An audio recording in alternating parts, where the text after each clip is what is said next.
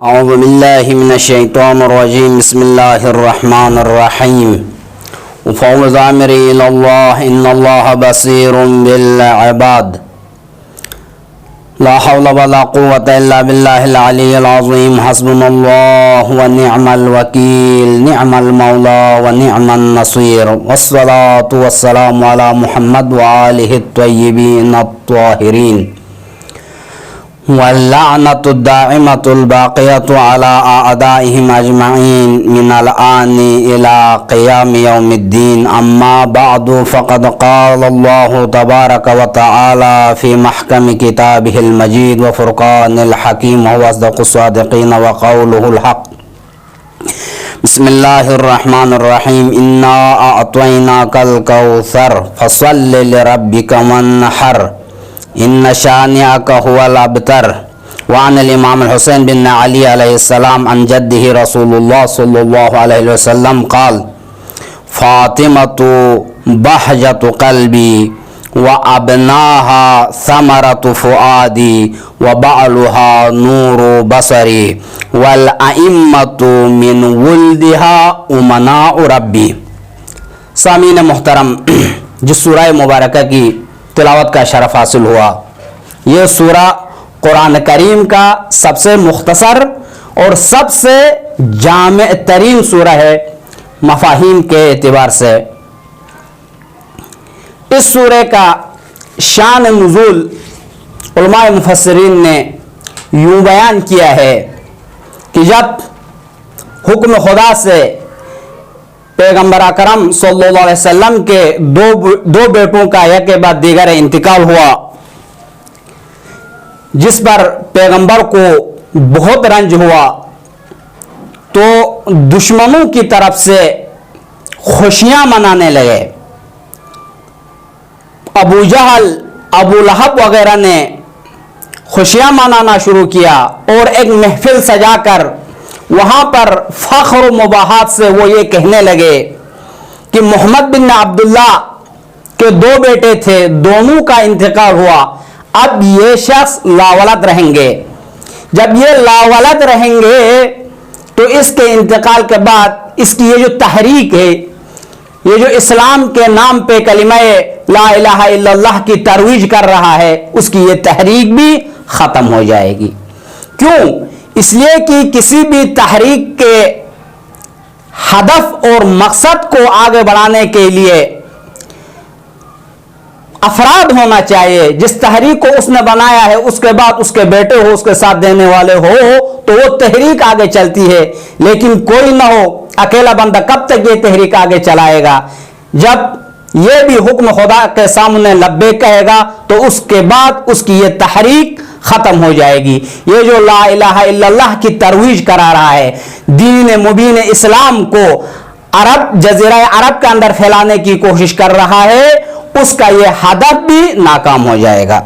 تو جب اس طرح انہوں نے طعنہ زنی کی تو خداوند متعال نے اپنے حبیب کو مخاطب کر کے فرمایا انا اعطیناک الکوثر، اے حبیب آپ رنج اور غم سے افسردہ نہ ہو جائے، ہم آپ کو خیر کثیر عطا کرنے والے ہیں.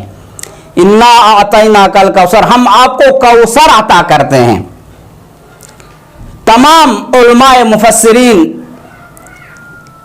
شیعہ و سنی کوثر سے مراد خیر کثیر لیتے ہیں، یعنی رب العالمین نے حضرت محمد صلی اللہ علیہ وسلم کو حضرت فاطمہ جیسی بیٹی عطا کیا اور حضرت فاطمہ سے آگے رسول اللہ کی نسل چلی، رسول اللہ کی ذریت چلی اور رسول اللہ کی اولاد کا سلسلہ یہاں سے آگے چلا اور الحمدللہ اس وقت سے چلا اور آج بھی پیغمبر گرامی اسلام کی اولاد سادات کی شکل میں موجود ہے اور تا قیامت تک اولاد پیغمبر اسلام سے یہ زمین خالی نہیں ہوگی. رب العالمین نے رسول اللہ کو اتنی اولاد عطا کی کہ تا قیامت تک ان کے توسط سے اسلام باقی رہے گا، پیغمبر اسلام کا پیغام باقی رہے گا. इन्ना अतैनाकल कौसर, ए हबीब हम आपको कौसर अता कर रहे हैं, खैर कसीर अता कर रहे हैं, ज़हरा मर्ज़िया जैसी बेटी आपको दे रहे हैं। फसल्लि लिरब्बिका वन्हर, बस खुदा का शुक्र अदा करते हुए आप इबादत करें और कुर्बानियां दे दे। इन्ना शानिअका हुवल अब्तर, ये जो लावलद का ताना जो आपको दे रहे हैं ये खुद लावलद बन के रहेंगे और तेरी नस्ल ता कयामत तक चलती रहेगी। अजीजान मुहतरम, रब्बुल आलमीन जब कहीं पर भी एक अजीम चीज की नवेद सुना रहा हो, एक अहमियत की हामिल किसी चीज को बयान कर रहा हो, एक बहुत बड़ा पैगाम दे रहा हो, तो वहां पर रब्बुल आलमीन लफ्ज इन्ना से ताबीर करता है, क्योंकि जिस चीज को बयान कर रहा है वो बहुत रब्बुल आलमीन की नजर में अहम है।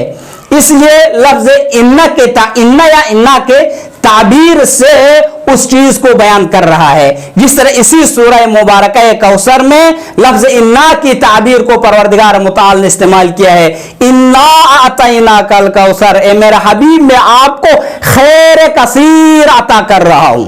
बस ये खैर कसीर रब्बुल आलमीन की नजर में बहुत अहम है। क्यों?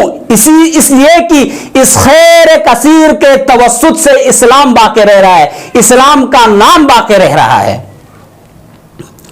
इसी तरह बहुत सारे मवारिद है जहां पर रब्बुल आलमीन ने किसी अजीम चीज को बयान किया है तो वहां पर लफ्ज इन्ना की ताबीर इस्तेमाल किया है।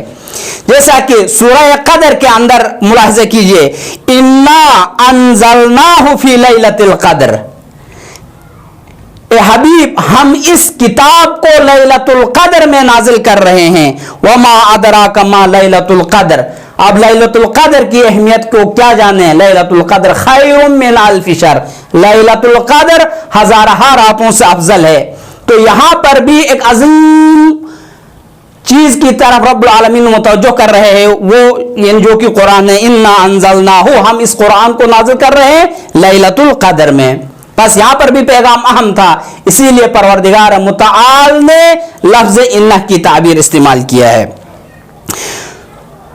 तीसरा मौरिद जहां पर रब्बुल आलमीन ने लफ्ज इन्ना का इस्तेमाल किया है, इन्ना अरसलनाका बिल हक़्क़ि बशीरन व नज़ीरन, ए रसूल हमने आपको हक के साथ बशारत देने वाला और तनबीह करने वाला बना के भेजा है। क्योंकि रिसालत का ऐलान भी बहुत ही अहम और बहुत ही अहमियत का हामिल और बहुत ही अजीम शे है। इन्ना कुल्ल शैइन खलकनाहु बिक़दर, हमने हर शे को एक खास अंदाजे के मुताबिक खलक किया है। यहां पर भी लफ्ज इन्ना की ताबीर आई है। आखिरी मौरिद, इन्ना नहनु नज़्ज़लना ज़िक्रा व इन्ना लहू लहाफ़िज़ून, ये वो आयत है जिसमें रब्बुल आलमीन ने इन्ना की ताबीर 2 दफा इस्तेमाल किया है। इन्ना नहनु नज़्ज़लना ज़िक्र, ए हबीब हम ही इस जिक्र को नाजिल कर रहे हैं, व इन्ना लहू लहाफ़िज़ून, और हम ही इस जिक्र की हिफाजत करने वाले हैं। पैगंबर गिरामी इस्लाम ने अपनी हयात के आखिरी मराहिल में उम्मत को ये वसीयत करते हुए गए और जिस हदीस को बयान किया आपने उसमें भी लफ्ज इन्ना की ताबीर इस्तेमाल किया।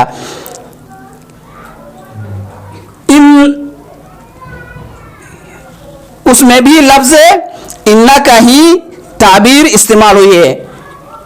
इन्नी तारिकुम फीकुम सकलैन, पैगंबर गिरामी इस्लाम फरमाते हैं, इन्नी तारिकुम फीकुम सकलैन किताब अल्लाह व इतरत अहली बैती, मैं तुम्हारे दरमियान 2 गरा कदर चीजों को छोड़े जा रहा हूं, अल्लाह की किताब और मेरा अहली बैत। मा इन तमस्सक्तुम बिहिमा लन तज़िल्लू मिन बादी, जब तक तुम दोनों मेरे बाद इन 2 चीजों से मुतमस्सिक रहोगे कभी आप गुमराह नहीं हो जाओगे।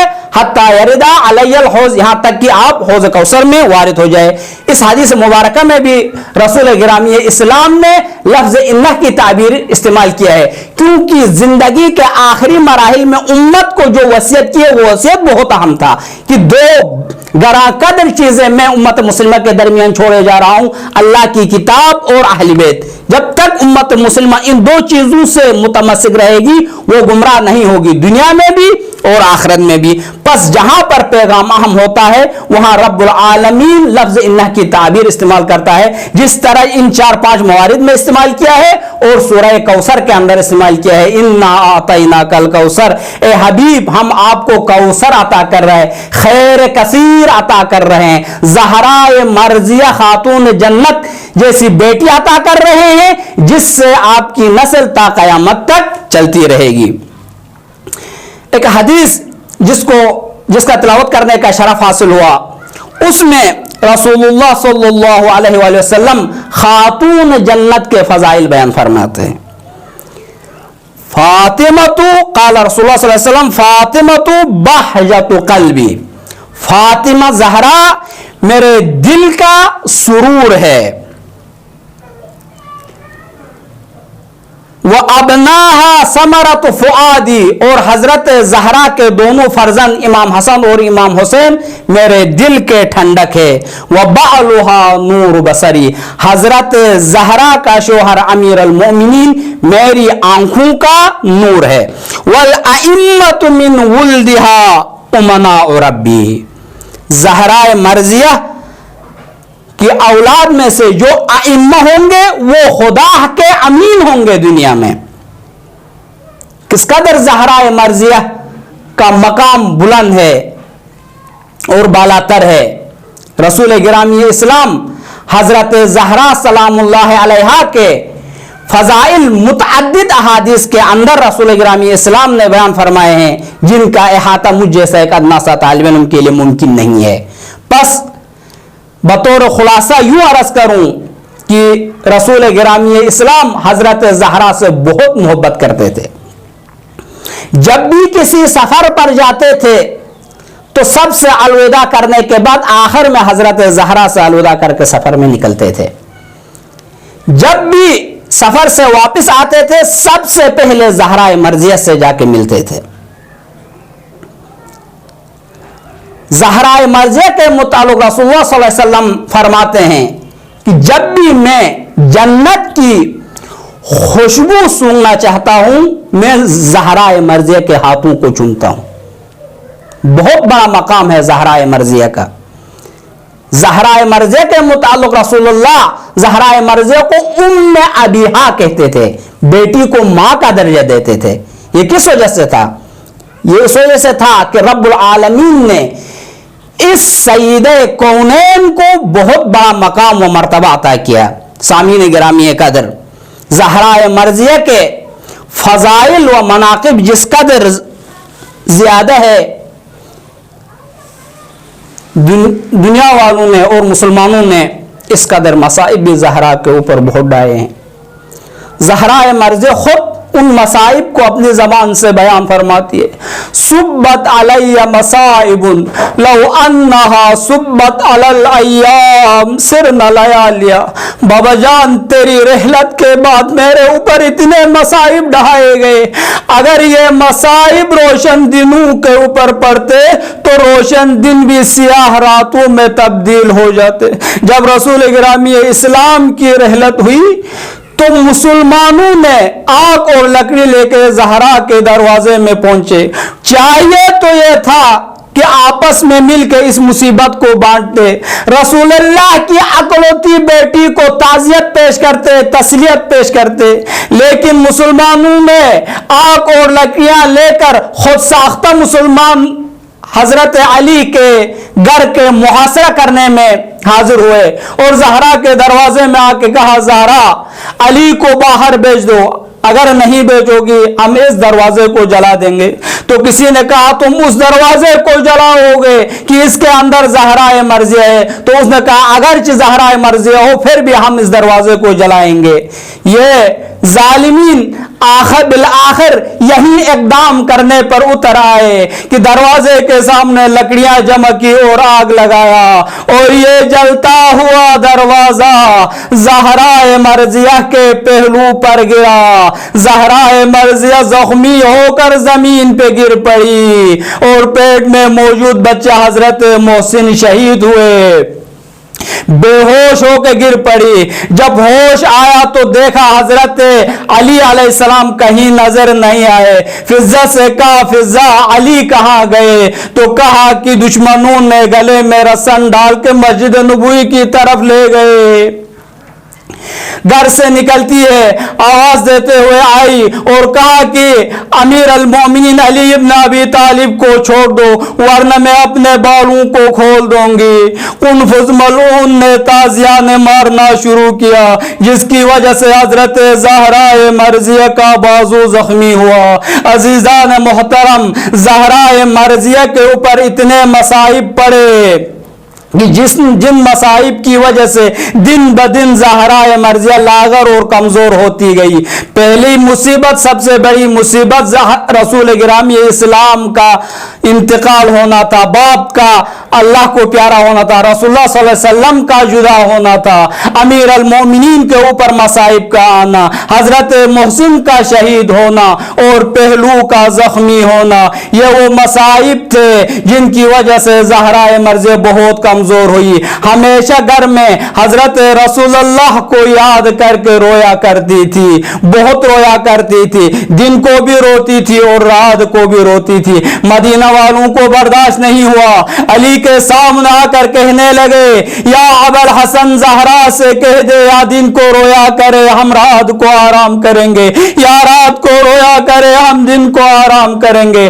امیر المومنین نے زہرا سے کہا زہرا، مدینہ کے مشائخ کہتے ہیں کہ اپنے رونے کے لیے کوئی خاص وقت معین کرے۔ الا لعنۃ اللہ علی القوم الظالمین وسيعلم الذین ظلموا أي منقلب ينقلبون۔